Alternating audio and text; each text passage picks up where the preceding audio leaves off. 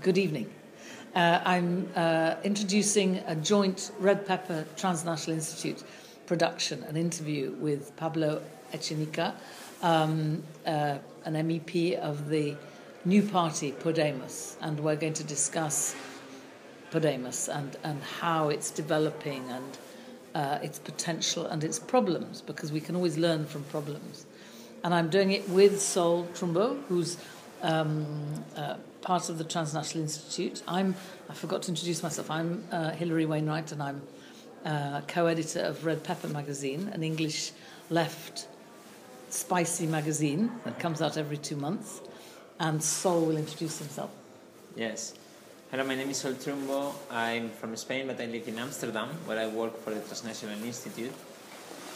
And I also got involved in the Indignados movement, and now I got involved in Podemos. For many, this has been a kind of natural process, and that's where we are at now. Okay, so we're really pleased to have had Pablo Echenique here in Amsterdam, having a fantastic meeting, over 50, 60 people listening and then questioning with very good questions. And so I want to, in some ways, share that experience. It is streamed, so that is accessible, but I want to at least do a succinct repetition of some of the questions. So first, I want to ask Pablo how he got involved in Podemos, because many Podemos people come from quite a long political history, but he doesn't. 6 months ago, he was a kind of 24 hours a day scientist. So Pablo, just tell me your story. Yeah, well, as you very well said, I was a full-time scientist in December, so 9 months ago, something like that. And yes, of course, as any people that lives in Spain and observes reality, I was outraged by the situation. I thought all the time that it was not only unfair that 1% or less than 1% of the people has so much wealth, and at the same time that millions in Spain face real problems for having a house, for having food on the table, for turning on the heat in winter. And I thought that it was not only unfair, but also unnecessary. It is not a force of nature. It is not the state of reality, and it is not the only way in which society can be organized. And I thought that something needed to be done about it. The problem was, at the moment, I imagine that, as with many people, that I didn't see a way out. I didn't see a way of making that happen. Of course, when I went to vote, I voted for left options or green options, which I didn't like completely, but I thought it was the best thing around. But of course, always thinking about this role that the real left has played in Spain since I have knowledge, which is a third, fourth party, sometimes doing pacts with the arrangements with the Social Democrats, but nothing more than that, because there was never the feeling that the left parties in Spain will ever do more than that. And at that time, I was doing my job, writing for a blog, which is important part of the story that you are asking me about. And I saw the launching of Podemos. The launching of Podemos was in a small theater in Madrid, a small group of people. You saw this online, or you went to the theatre? No, I saw this online. Online. In fact, one of the most important person possibly in Podemos, who is Pablo Iglesias, who is now also an MEP and the head of the list for the European elections. I didn't know his name before January because I don't have a TV set in my house because TV is very low quality, not only in Spain but everywhere, and I didn't have the time for wasting my time watching TV, and then I missed the only good thing, or one of the only good things that were broadcasted at the moment, which was Pablo beating hard a lot of pirates and servants of the economic power. That apparently was the only good thing to watch in TV, but since I didn't have one, I didn't notice. But then in Twitter, I started seeing his name appear, and I thought, oh, who's this guy? I will investigate something about him. And then short after that, the video came out. And I watched it. It's very short. Pablo presents the initiative, Podemos. And yes, and shortly after that, he came to Zaragoza, to my town. And I went to the meeting. The people from Zaragoza had booked a room for 200 people. 700 came. It was one of the first meetings of Podemos, maybe even the first. The first trip that Pablo did after the presentation.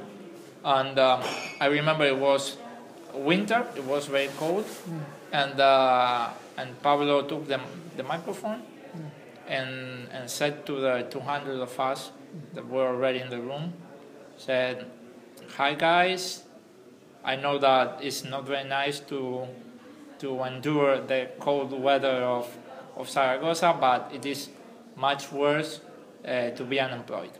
So everybody out, and we talk in the square."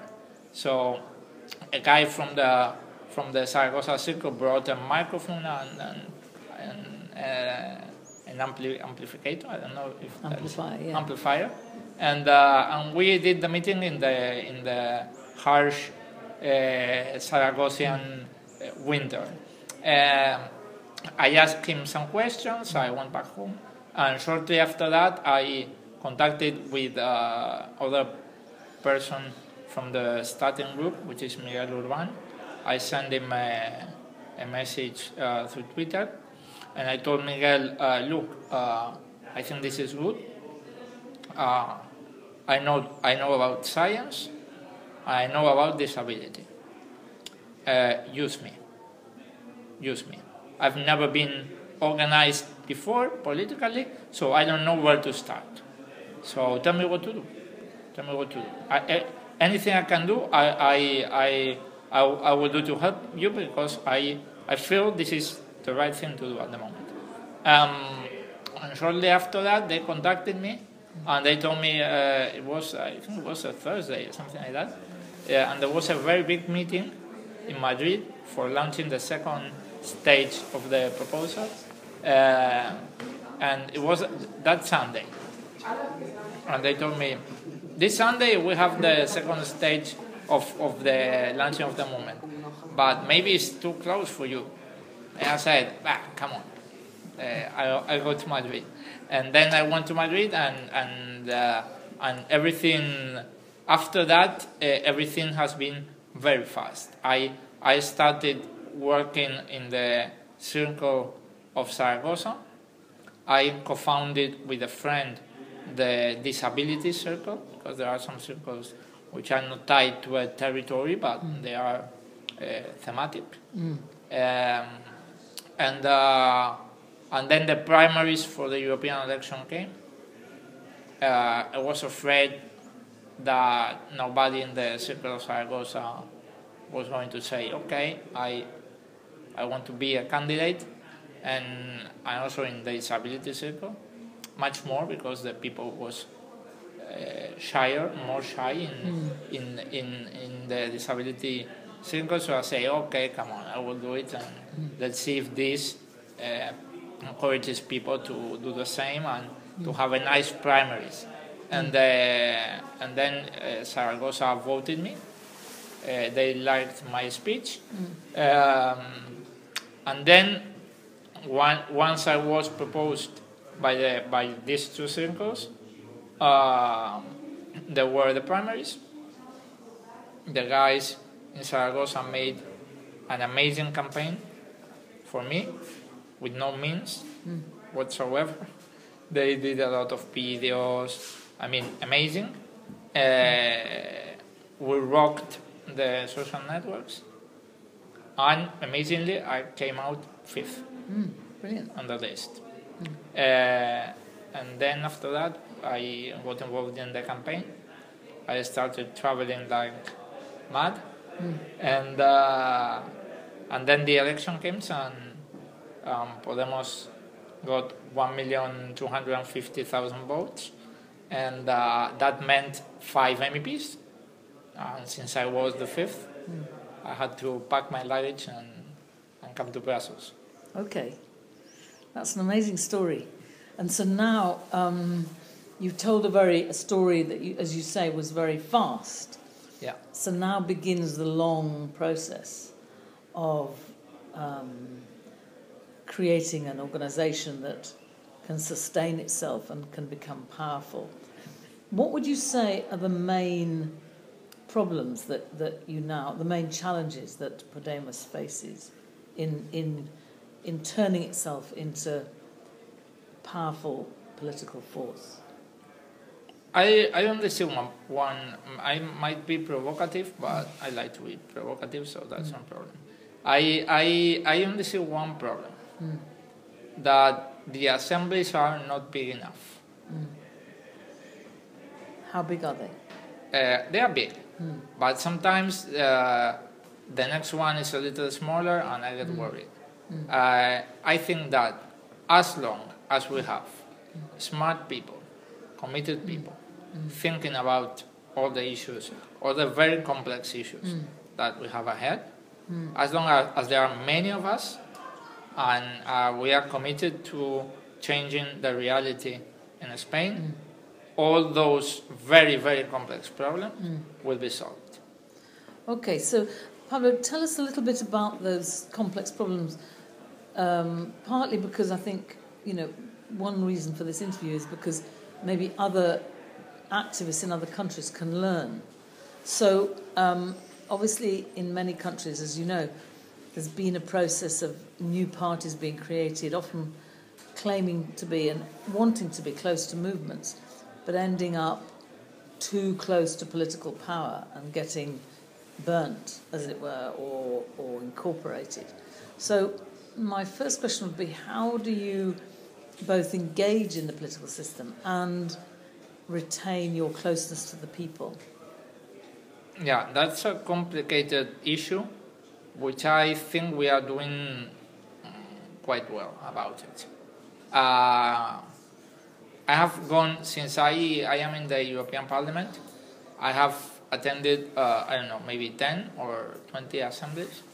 And in Spain, I have made in Spanish, rendición de cuentas, rendition of transparency, or I don't know how to say Accountability. Accountability, meetings in which I invite anyone to come, and I tell what I've done in the last month in the European Parliament, and then after 15 minutes of me speaking, I say, okay, now shoot. And everyone can ask me anything, and I answer every question. That's one thing. You should keep in touch with... and you do that every month? Yeah, I try to do it as frequently as possible.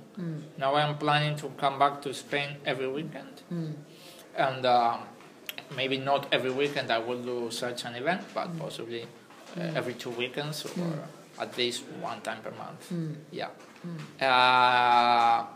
Then, of course, in Podemos we have reduced our salary compared to the salary of a European parliamentary. European parliamentary after taxes, after Belgian taxes, because then you have to pay the rest of it in your country. But after Belgian taxes, you get in your bank account 6,200 per month. Yeah. That's a lot. And that's, it's completely unnecessary to have that amount of money.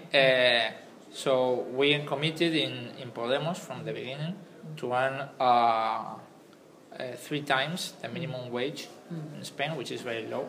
In Spain, the minimum wage is 700. Because in Spain you have 14 pays. You have 2 extra pays, one in June and one in December. So we measure everything in 14 pays. So if you convert it to 12, that's 700 and something. You multiply it by 3, and that's our salary, more or less 2,000 euros or something like that. The rest we donated. At the moment, I donate half of the excess of salary. I donate half of it to Podemos, and the other half to anything that comes about during the month that I think that is worth it. For example, I have donated to an association of disabled people that fights in the juries, in the judicial system for the rights of disabled people. I have donated to a movement which is trying to stop the oil prospections in the Canary Islands. I have donated to a platform for a new energetic model in Spain, a new energy model, just trying to make the transition to renewable energy, and we will see what comes about in the next month. But we do that, so we're on a normal salary. We also have the right to fly in first class. And basically, you would be completely amazed if I do a list of all the privileges that the members of the European Parliament have only for being members of the European Parliament. An extra pension, extra health care, you have your daily allowances, which basically is an opaque part of the money that you receive, which it's supposed not to be your salary, but then every parliamentary puts the excess of it in the pocket. So what we do is to renounce to every such privilege, and we also have a very important thing, which is that our mandate is limited.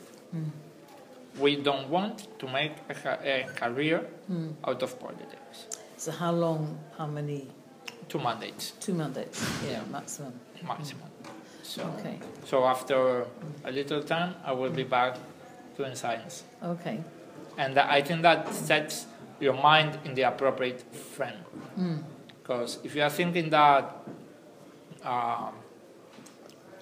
politics is a career, then you think in a different way. Because you always plan the next step. Yes, to saying, secure okay, that. I'm here, where I will be next 5 years, and so on.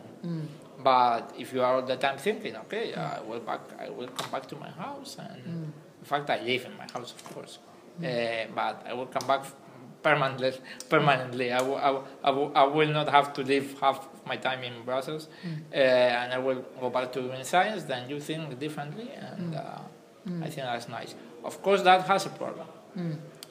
I am not innocent about that. I have the luck of being a public servant in Spain. So I know that my job will be waiting for me when I go back. If you're not a public servant, then you might not be that lucky. So I think that we have to change the way in which we do politics so that really, really, really everyone can say I will dedicate some time to politics without facing personal or familial problems for doing that. Yes. In my case, it's simple because my job will be waiting for me. Yes. Okay. So another issue I wanted to ask you about is something that many people remark and came up at the meeting tonight, is that on the one hand you have a single figure, Pablo Iglesias, who symbolises and is the voice of Podemos. On the other hand, Podemos is very much stressing its grassroots character, its direct democracy, its origins in the movements around May 15, the Indignados. So, I mean, how do you overcome that contradiction? How do you ensure that Pablo Iglesias is not a concentration of power? How is that? How is Podemos going to become a truly mass or participatory democratic form?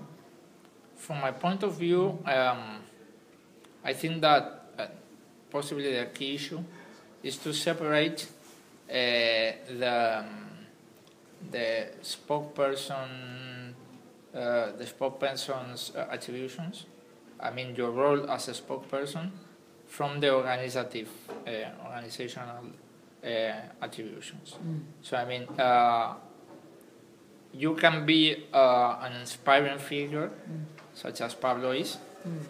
Pablo is amazing. I've never seen anybody like him on TV. Every time he stands up in the plenary to give a speech, I am all open eyes, open ears to see how he does it, because he nails it every time. So, I mean, he's a natural instinct for doing that, and a lot of work, of course. But that doesn't have to be related to organizational attributions. Moreover, if you are a spokesperson, or if you are a public figure of something as big as Podemos, you don't really have the time to be involved in the everyday matters of the party. So I think that could be one way. Say, okay, we have inspiring figures which in a way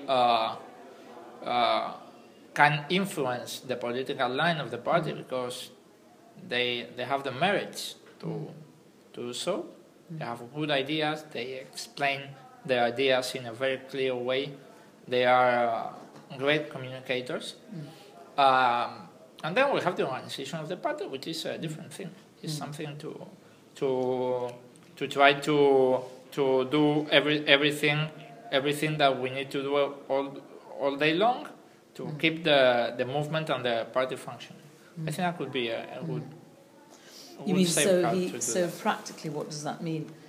He has a position as a spokesperson, but not a position in the decision making of the party. Of the party.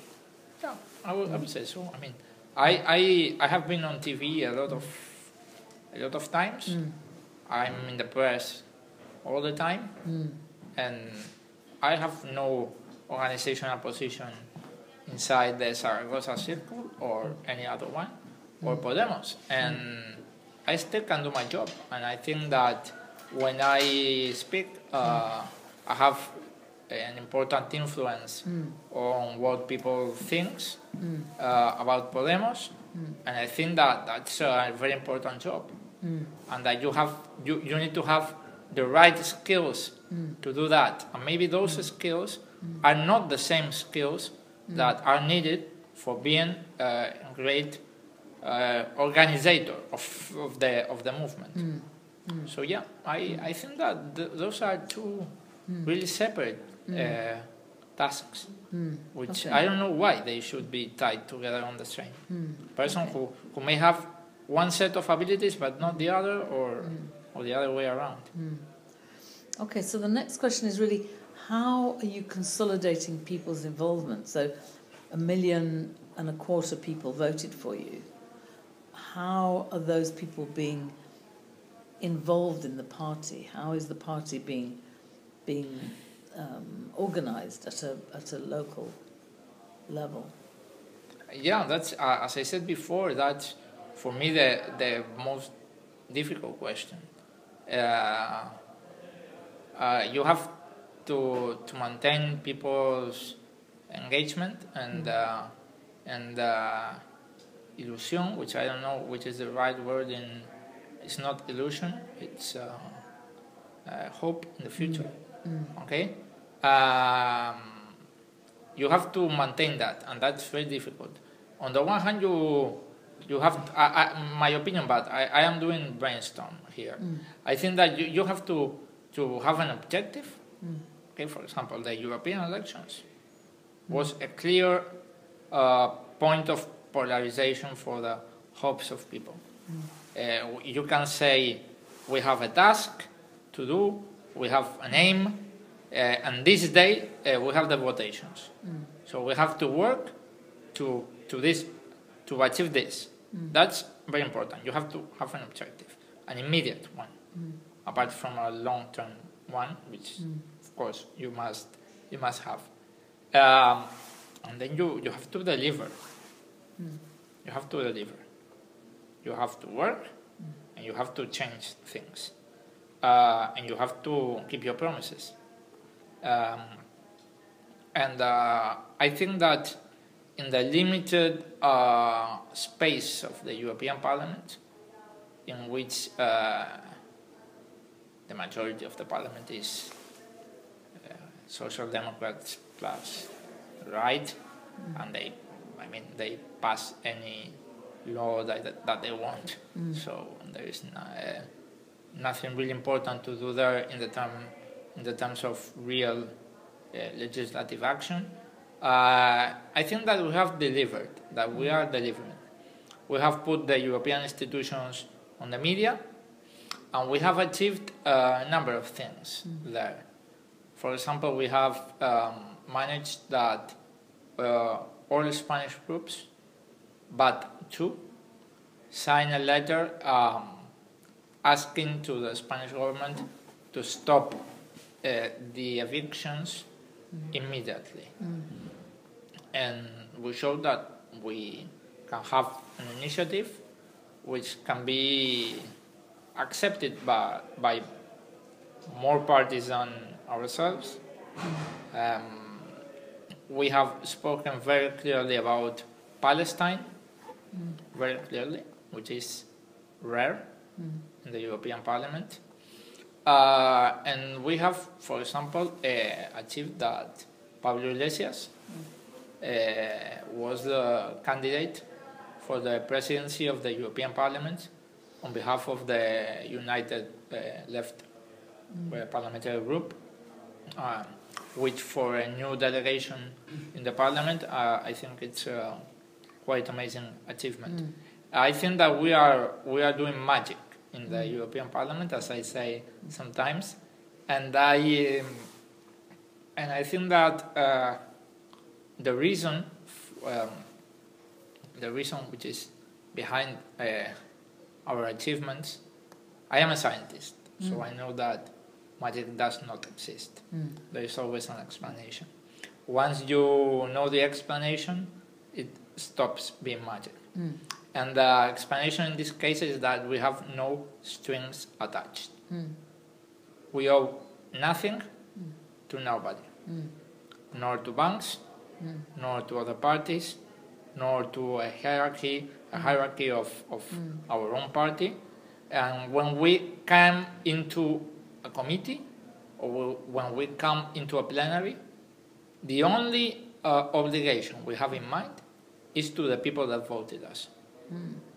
And I think that that issue gives us a capability, an elbow room, I think that you say in English, an elbow room that nobody has.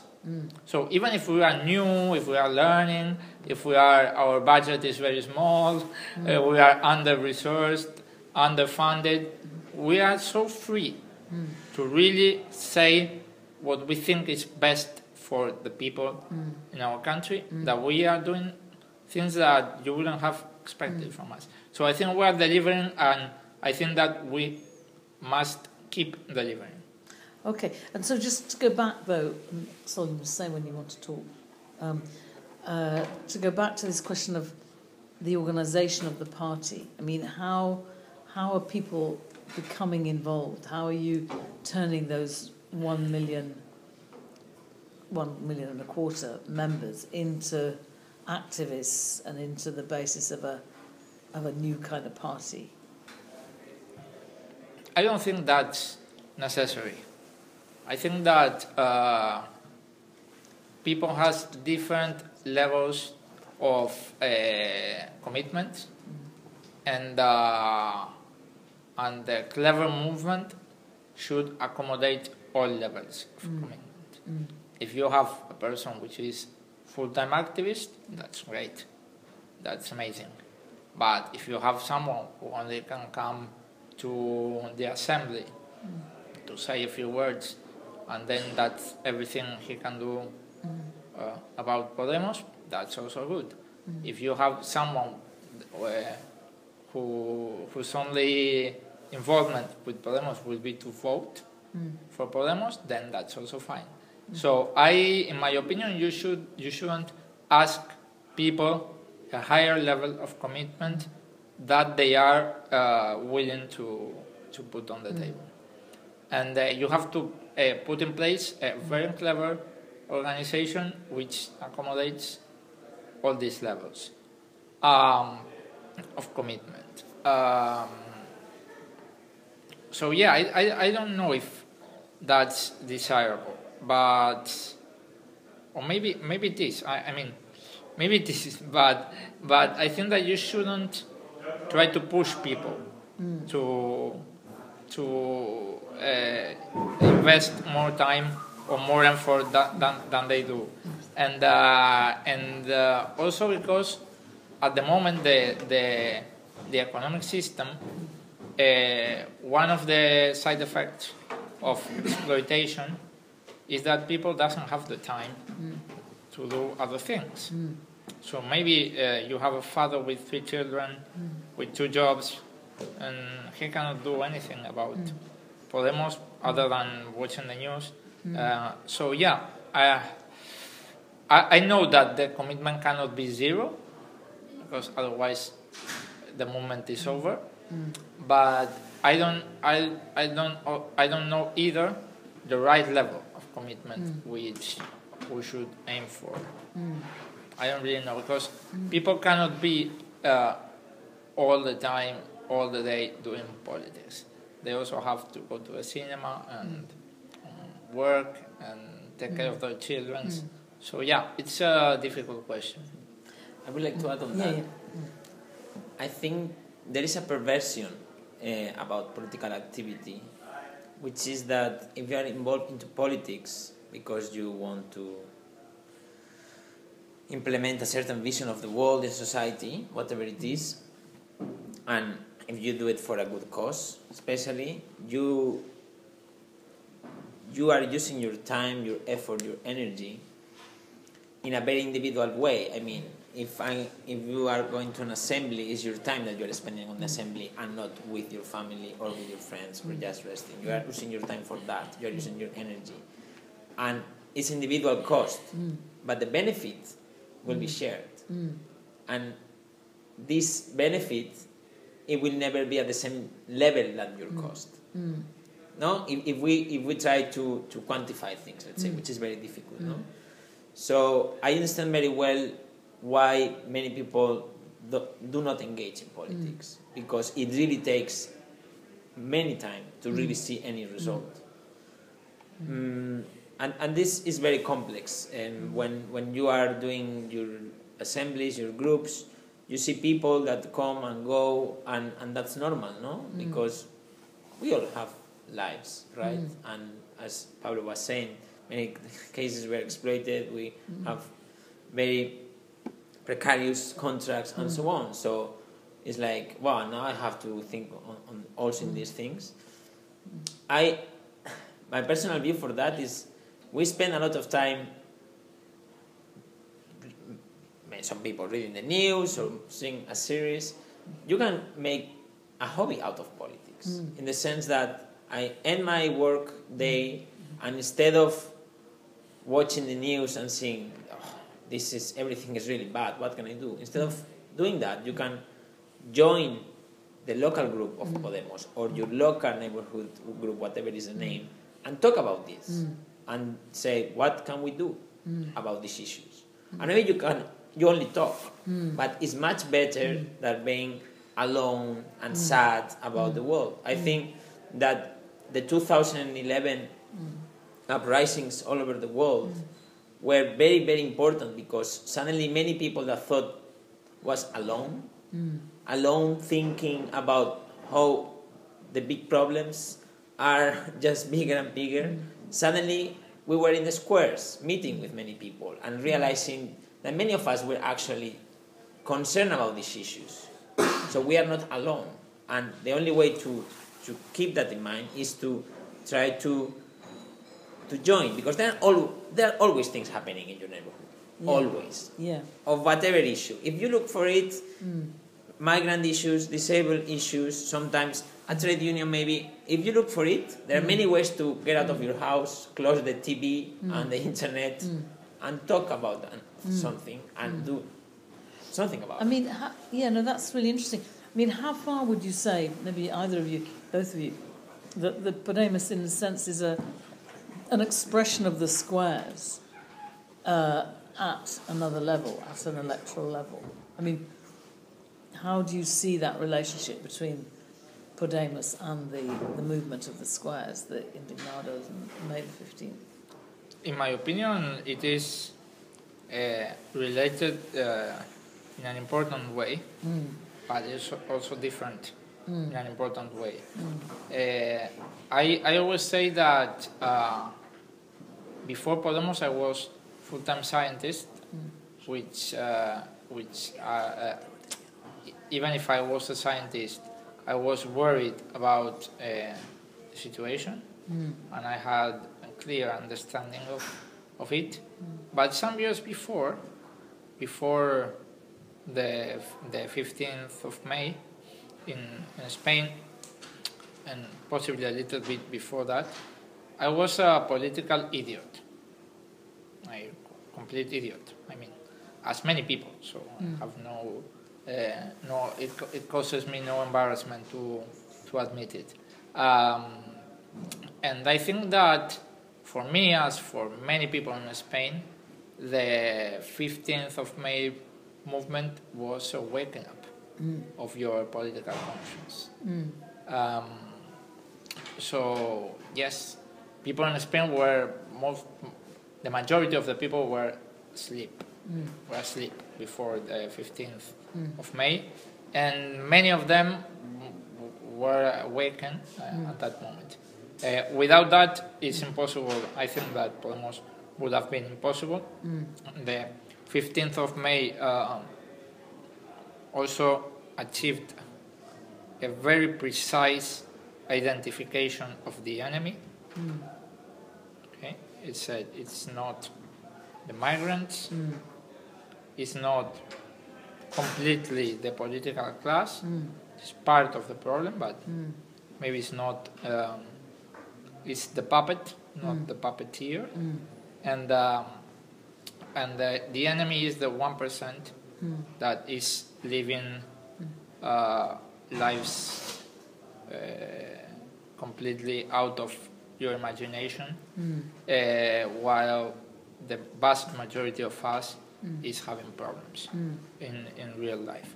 The 15th of May identified which was the real conflict, the real war that was being fought in society. And I think that creation of this course has been amazing, has been great, and it has been something without which you cannot understand the origin of Podemos. However, the assemblies in the 15th of May were quite unoperative. It was mostly talk, and little doing or making. I went there. I went to the squares in my city. I said, "Oh, this is great." I talked with a lot of people. We discussed a lot of things, and I said, "Okay, in some days we have municipal and regional elections. What do we do about that?" Because I mean, we are talking about changing the system, and now we have one of the largest open ways to change the system, which is, in fact, it's something very simple. You don't have to construct a building. You don't have to reorganize the productive system. You only have to take a piece of paper and put it in a ballot box. It's very simple. I mean, it takes no effort. So what are you going to do about that? And all the people had a slight mess in the squares. Most of them were advocating for abstention. I said, okay, then we will lose again. We will lose again. I don't particularly like the real left party. I know they have committed some mistakes, but I will vote for them because it's the only way that we have to maybe change a little bit reality. And they were not operative in that sense. And I think that what Podemos has brought to the table is pragmatism. He say, okay, the analysis is right. The analysis is right. We agree on the analysis. But now we have to do something about it. And which is the fastest way of changing this? Which is the fastest? Winning an election. That's the fastest. You can talk about reorganizing the banks, about producing mass demonstrations which are so strong that the government has to resign and all that. But that doesn't seem very fast. And there's people that are suffering now. And there's people that is without a home now. So what do we do to win as fast as we can? Let's go to the elections, guys. I think that Podemos did that, and it was one of the parts of it which really made me say, okay, I have to be here. There is pragmatism here, and that's, for me, that's very important. That's the only way to put the debate down to the earth.